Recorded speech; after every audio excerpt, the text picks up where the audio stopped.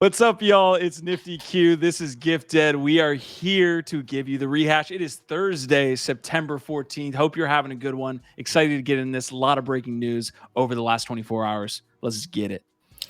Let's get it indeed. That's right. This is the rehash where we break down the top 10 news stories from Web3 over the last 24 hours in under 10 minutes. Can we do it? You know what? Let's just jump into it. Let's go. The first story, Q. Let's go. What is it?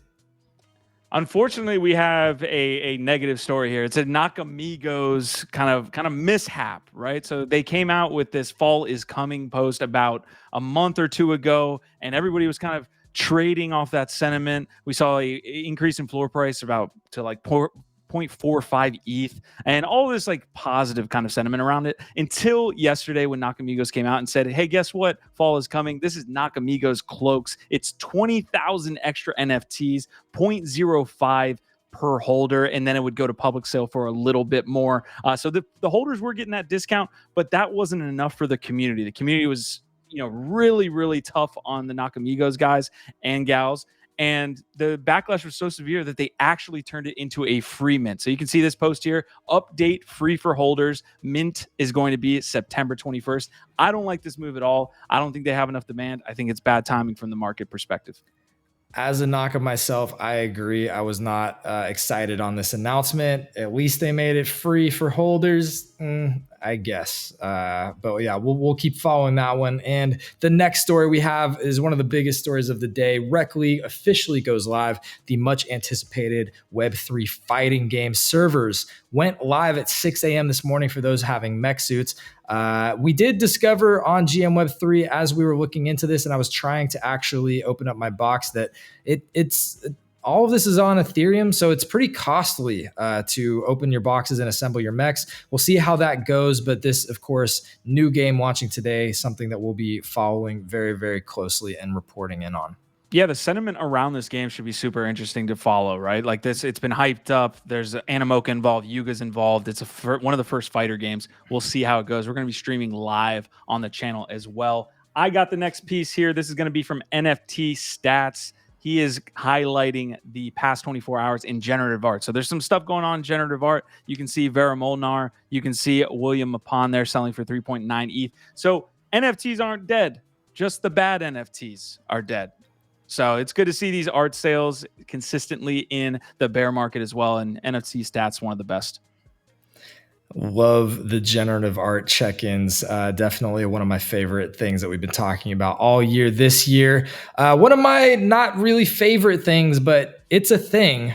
We have to talk about it, is the next story. Of course, Friendtech keeps on chugging. The next all-time high is here because it's another day. 30 million is the total value locked now. You can see this chart is just looking parabolic. And total users, daily active users or new users, it is, I believe, is up like 65% on the day. I think over 10,000 users now is what we've seen. Yeah, there you go. Almost 11,000 returning traders now. That's a lot of daily active users for an app that is not a great user experience. Yeah, doing a more volume, I think, more fees than Ethereum combined NFT trading as far as what they're paying back to creators. There's metrics that show more than Bitcoin at some points as well. I want to give a quick shout out to my key holders. I just got on Friendtech last night, actually this morning. So big shout out to my key holders. If you don't know Nifty Q, you better be in that channel soon, man. NFA. I'm adding feet pics to gift day key holders, just saying. All right, I got the next story here, and I'm excited to show it. So you actually came out with this Erik Voorhees post into the GM Web3 morning show that we host every morning. It's our spaces over here on the Web3 network. And you were showing off this Erik Voorhees permissionless speech. He talks about self-sovereignty. He talks about privacy and making sure that we have our economic freedoms consistently in this world, in this nation that kind of attacks it at every turn. So this was a really, really great speech. It's about 25 minutes. For those of you that are interested, Erik is like a crypto OG for sure. So definitely take a look at this yourself, man. Sit down for 20 minutes and enjoy. Yes, highly recommend. That is the keynote speech from Permissionless happening right now in Austin. Wish I could have been there. And my favorite quote, of which there's many great quotes, but he says at one point, we say that code is law, but that's a misnomer. Code is better than law. And that's just a teaser for you. Highly recommend y'all give that a listen.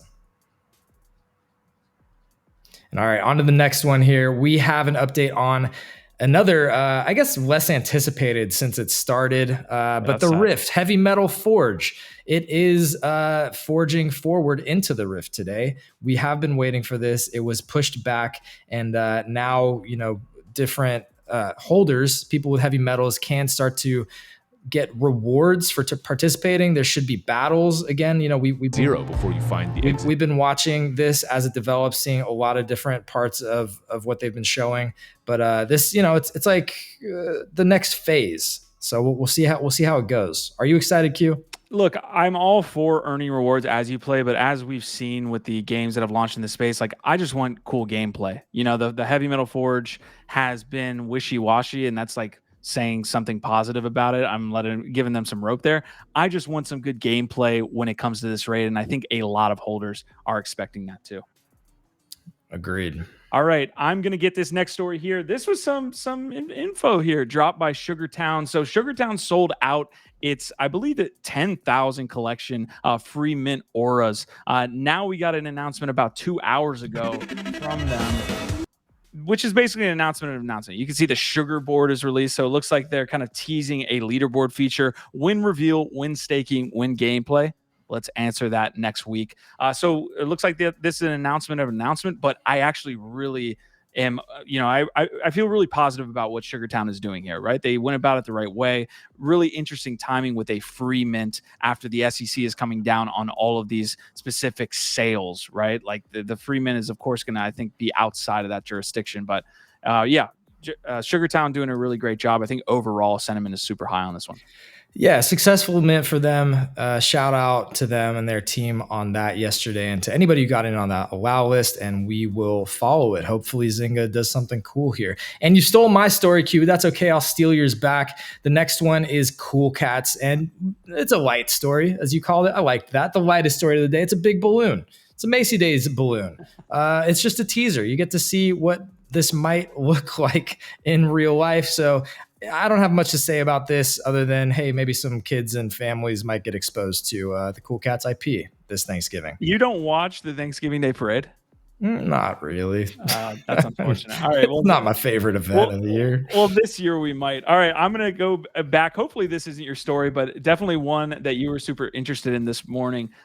There was the Congressman Tom Emmer talking about the Federal Reserve creating a CBDC. This man is basically on the Avengers. If there was an Avengers list, it's like Hester Pierce, Tom Emmer, and a couple others that are defending crypto and blockchain and everything we've got. I'm going to briefly play like 6 seconds of this just to give you kind of a look at what he was talking about. The Central Bank Digital Currency Anti-Surveillance State Act, which puts a check on unelected bureaucrats and ensures that the United States digital currency policy upholds our values of privacy, individual sovereignty, and free market competitiveness. Tom Emmer, absolutely killing it. Love to see it. Keep on doing what you do, Tom. And yeah, last story of the day is from Coinbase adding the Bitcoin Lightning Network. There's a quote here from Brian Armstrong: Bitcoin is the most important asset in crypto, and we're excited to do our part to enable faster, cheaper Bitcoin transactions. So bullish, exciting news especially for the Bitcoin maxis out there, finally getting some Lightning support.